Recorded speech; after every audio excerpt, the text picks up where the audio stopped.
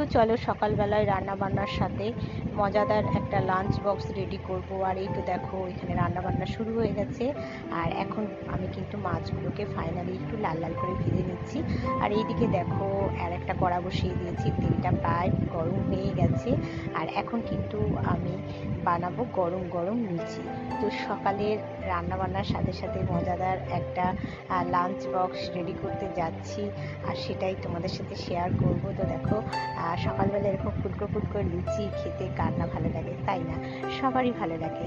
তো এখন টিফিনের জন্য দেখো আমি কিন্তু সপরিবারের সবার জন্য কিন্তু লুচি বানাচ্ছি, আর একদিকে কিন্তু কড়াই হচ্ছে তরকারি। তো চলো লুচিগুলো ভেজে নিই। আর দেখো একদম কিন্তু গরম গরম লুচি। আর এই তো দেখো অফিসের জন্য লাঞ্চ বক্সটাও কিন্তু রান্নাবান্নার সাথে রেডি করে নিয়েছি। তো চলো আজকের মতো এই পর্যন্তই। মিনি ব্লগ কেমন লাগলো অবশ্যই জানাবে, ভালো লাগলে